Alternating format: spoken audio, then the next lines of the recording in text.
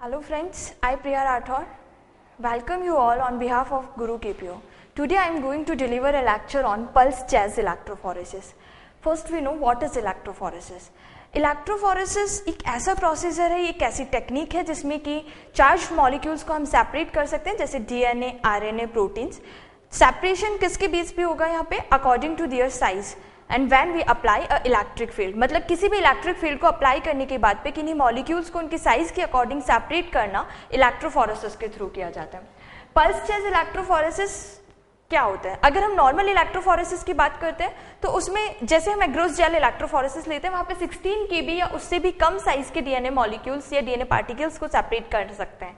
लेकिन pulse chase electrophoresis के through हम 2 × 10⁻³ किलोबाइट के जो मॉलिक्यूल्स हैं उनको सेपरेशन किया जा सकता है. मतलब कि पूरे क्रोमोसोम को इस इलेक्ट्रोफोरेसिस के थ्रू सेपरेट किया जा सकता है. इसमें 2 इलेक्ट्रिक फील्ड अप्लाई किए जाते हैं. दोनों इलेक्ट्रिक फील्ड्स ऑल्टरनेटिवली अप्लाई किए जाते हैं, एक के बाद एक. तो जब फर्स्ट इलेक्ट्रिक फील्ड जब यहाँ पे अप्लाई किया जाएगा दोनों, तो उसकी वजह से क्या होगा, जितने भी कॉइल्ड मॉलिक्यूल्स हैं वो सब स्ट्रेच्ड हो जाएंगे और हॉरिजॉन्टल प्लेन का फॉर्मेशन करेंगे और मूव करना स्टार्ट करेंगे जेल में.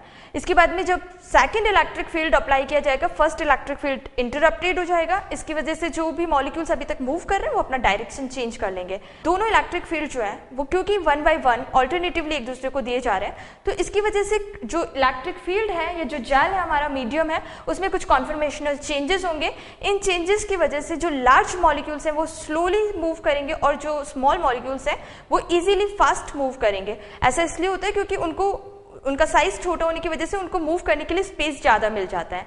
इस तरीके से लार्ज मॉलिक्यूल्स पीछे रह जाएंगे और जो स्मॉल मॉलिक्यूल्स हैं वो आगे निकल जाएंगे और हम पूरे जो अपना फ्रेगमेंट है उसको सेपरेट कर लेते हैं. पल्स चेज इलेक्ट्रोफोरेसिस का एप्लीकेशन ये है, बैक्टीरियल फूड बॉर्न इलनेस को डिटेक्ट करने में ये काम आता है.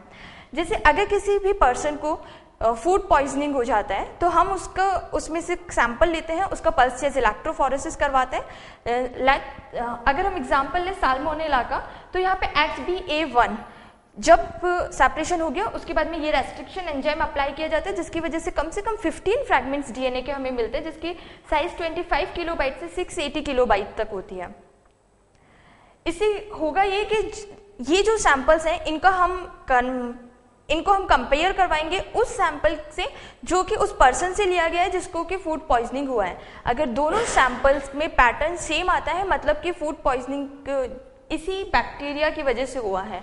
तो पल्स चेज इलेक्ट्रोफोरेसिस इस तरीके से बैक्टीरियल फूड बॉर्न इलनेस में काम में आता है. Thank you and thank you.